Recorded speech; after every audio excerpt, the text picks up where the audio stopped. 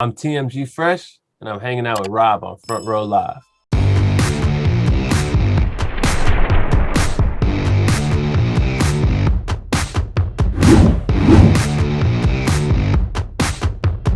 I just want to start off with congratulating you with this debut record, these 11 tracks. You could tell that it took a lot of time, a lot of sweat, a lot of tears to kind of create this debut album. For you personally, what is something that we don't get to see in the creative process that you had to kind of like obstacles that you had to go through in order to make this debut album a reality? I think it's really like it's just navigating the business side, navigating all the different people and characters that come at you along the way, and finding the right team of people that is able to see the vision and help you follow through with it. I think that's a really important thing that doesn't get seen. Now, during this writing process of the record, did you specifically know that you were writing this album, or were songs just kind of coming out of you that eventually you realized there was an identity of a body of work?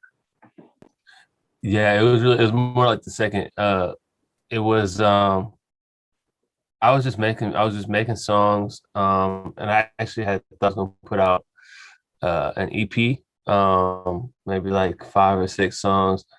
Um, but then like when it got time to start putting it together, I just had all these songs that I really felt like needed to go on the project. I felt like it was songs that really spoke to parts of who I am that if I didn't put on the project, I would be not giving the listeners a full access to me as an artist. So it's just it kind of grew from being a little short EP, a full length album, just from the songs, that dictated it. I felt like I had songs that were able to tell a story, just because each song was authentic to me. Even if I didn't make them with the mindset of this is an album, they all in different aspects of me. So when I put them together, I was able to tell a story. Now, as far as the writing process goes, was it easy for you to open up about these topics and kind of like let the world into your life, or was it something that you had to figure out how to overcome in order to create or finalize this record? I think it's a little bit of both. I think there's always an aspect of you feel vulnerable and you feel like you have that instinct to protect yourself when you're feeling vulnerable. But I think for me, the music kind of works in a way that that's where I am able to express my vulnerability and show these sides, because I don't really show that side or express those feelings in my day-to-day life so much. So it's almost like the music is like a place where I can escape and can let those feelings out. Throughout these 11 tracks, do you feel like any one particular track challenged you to actually write because it was such an honest topic to you? I feel like No Tears was the most, and Anybody, those two are the most just raw and yeah, just really just talking about people who've done me wrong, and that's always a painful subject, people who you've had love for do you wrong. That shit always hurts. So it's like, um, I feel like those two were, but I also feel like those two are my two favorite songs, because of that, right? So it's like you got to go through that pain to come out with great art on the other side. Now, what's it like for you when you finalize these songs and you start to record them? Do you feel like all those emotions and feelings that you once had, heartbreak, if any, like that you once had, kind of got released after you got to record these tracks and sing the verses on the vocals? Nah, I still feel you still feel the pain and every time I listen to the songs, I feel it, like and so like when I shot the videos for those songs, and I'm performing at the video shoot, like I go into that place, you know what I'm saying? I go into that mode, I haven't had the chance to perform either one of those songs live. I've only performed like some of my more up tempos live, but if I were to have a longer set and perform those live, I would have to go into that place of really feeling the emotion, and just letting it bring me back to that point. And when you were in the studio recording these tracks, how did the producers kind of help you step out of your comfort zone and try new things within each song on this album? Um, it really just came from us having conversations about like we sometimes we'd sit and talk about what do we need to express? What are some of the things that are, you know, key elements that people will be able to relate to about me, and I just talk about sometimes I just go in the studio and I'll be just going through some shit and I'll just be venting about it. I'll just vent and keep talking about something, and then someone will be like, well, we should make a song about that. And then it come about that way. Now, how would you say filmmakers and films kind of inspired your music? And did you have that in mind when you were figuring out the track listing or the order for the album? Um, I think filmmaking inspires my music from the standpoint of a lot of times when I hear a song, I'm able to kind of envision a certain thing, and it evokes a feeling, which then gives it a color palette to me, and then that color palette then can be developed into a idea of an actual video.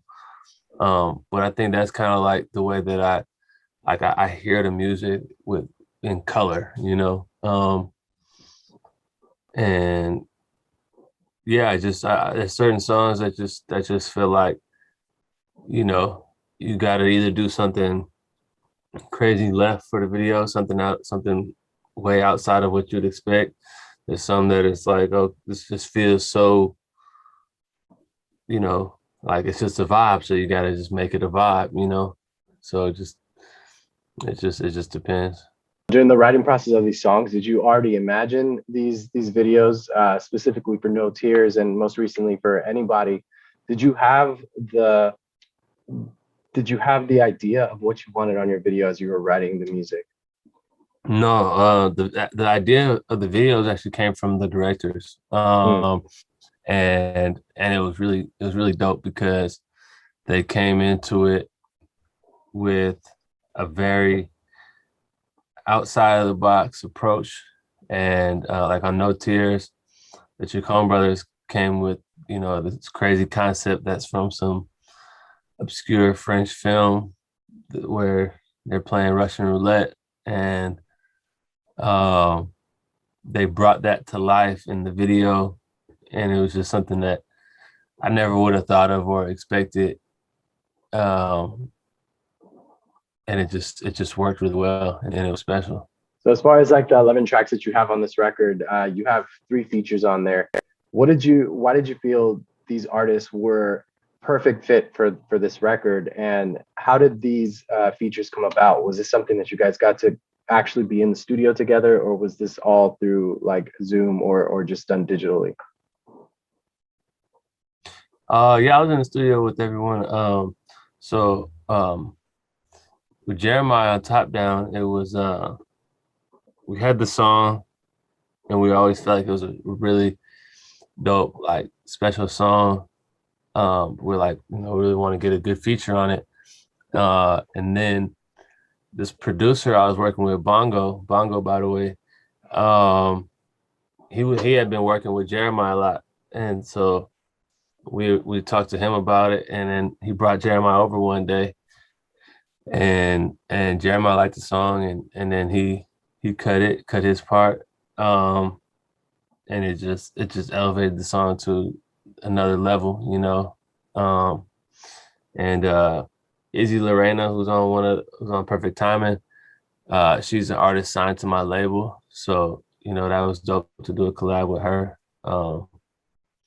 And then Sean Kingston is just, you know, he's a legend. He's just, you know, he's a classic artist, you know what I'm saying? He's had smashes. So um we had connected like over a year ago and had talked about doing something but never followed through and never did it. And then when this project was coming around, it was like let me tap back in and see um if we can maybe do something. And yeah, we made 2010. I love that you have so many you it sounds like you have various vocal ranges throughout this record.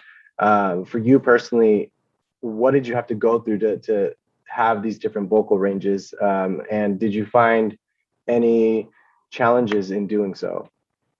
Um, I think I think I naturally have like a wide range, but I think Mm, it was really like doing vocal coaching and stuff to learn how to control where I was at, you know what I'm saying, and be able to hit different notes and different, you know, different spaces in it. I naturally have like a wide range. I can go pretty high.